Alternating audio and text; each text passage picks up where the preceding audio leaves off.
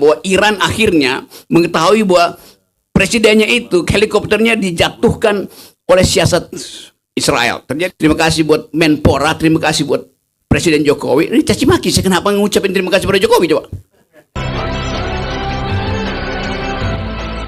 Ada problem dengan negeri ini, tapi kita juga mesti bersiap. Kalau terjadi ketegangan di Timur Tengah, bahwa Iran akhirnya mengetahui bahwa presidennya itu helikopternya dijatuhkan oleh siasat Israel. Terjadi perang dunia ketiga di situ tuh. Kemarin Putin pergi berkunjung ke Beijing. Nah itu artinya ada pembicaraan untuk memperkuat aliansi dengan Rusia dengan Cina. Untuk apa? Untuk perang di Timur Tengah itu. Nah kita mesti akses itu. Kalau terjadi perubahan politik tanpa pengetahuan kita tentang apa yang terjadi secara global, artinya kita hanya jadi penonton di situ pada akhirnya tuh. Jadi ini kesempatan kita untuk bicara konsep. Kalau soal yang marah-marah udah kita lakukan berkali-kali. Kita mau tumbuhkan satu tantangan. Ada nggak Indonesia yang berpikir? Karena itu forum ini menambahkan diri menemukan kembali Indonesia.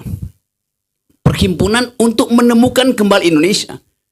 Yaitu Indonesia yang berpikir di awal kemerdekaan. Jadi teman-teman tentu yang ikut podcast ini, saya kira ada ratusan ribu yang lagi nonton. Coba kita ucapkan satu janji bahwa kita ingin menuntun kembali bangsa ini dengan pikiran. Nah kalau kita cerewet, kalau kita berupaya untuk mengganggu, kita mau mengganggu Pak Prabowo dengan pikiran, itu dasarnya tuh. Dan kita punya kemampuan tentang itu. Jadi sekali lagi kita mungkin bisa bercakap banyak hal, kita bisa ingin ada kesempatan yang disediakan oleh PMKI, Perhimpunan Menemukan Kembali Indonesia, dengan fresh ideas, dengan new kind of reasoning, thinking, logics, etc. Itu yang ingin kita bebankan. Karena saya dapat banyak WA dia coba dong ngomong tentang masa depan itu. Jadi ya udahlah itu mencaci maki Jokowi segala macam memang diperlukan, tetapi ada kesempatan kita untuk menghidupkan pikiran tuh.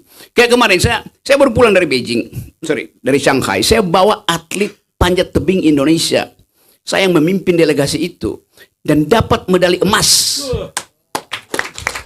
untuk putra dan medali perak untuk putri itu. Lalu saya ucapkan terima kasih. Saya bilang terima kasih pada rakyat Indonesia yang telah membantu memberi semangat sehingga saya bawa pulang emas dan perak ke sini. Terima kasih buat Menpora, terima kasih buat Presiden Jokowi. Ini caci maki, saya kenapa ngucapin terima kasih pada Jokowi coba? Loh saya ngomong dari luar negeri. Supaya luar negeri tahu bahwa ada struktur negara di Indonesia. Kalau di sini saya tiap hari saya hajar Jokowi kok. Jadi bayangkan kepicikan orang itu tuh. Masa saya di luar negeri caci maki Jokowi? Ini orang gila tuh. Jadi poin ini yang membuat kita sekarang ini orang Rok gue ikut lu. Tapi kalau gue bikin sesuatu yang nggak menyenangkan dia caci maki gue. Nah otak lu nggak nyampe harinya. Kan begitu. Banyak mereka juga yang menganggap ya Rocky Gerung itu cuma cari sense. Enggak, serius saya bilang bahwa di luar negeri kita jaga bangsa ini. Bahwa luar negeri lebih tahu keadaan Indonesia daripada kalian, daripada saya, pasti itu. Mereka tahu, tetapi kita mesti ucapkan itu. Jadi seolah-olah kalau saya bawa delegasi olahraga, saya mesti ngomong politik di situ kan konyol. Jadi sekali lagi, itu yang saya maksud, ketajaman kita untuk bahkan berpihak pada pendapat sendiri, karena kita diganggu oleh kedunguan orang yang ingin kita jadi demagog terus-menerus. Itu yang saya nggak suka tuh. Rocky Gerung Anda harus netral tuh. Apa maksudnya netral? Jadi jangan berpihak. Oke, saya tidak akan berpihak. Maka saya netral. Karena kalian perintah. Kampret namanya itu, minta-minta gue itu. Kalau saya pilih sesuatu, itu karena saya netral. Bukan karena disuruh. Atau ditakut-takuti di TikTok. Jadi kita mau bangkitkan kemandirian itu. Sebagai identitas manusia itu.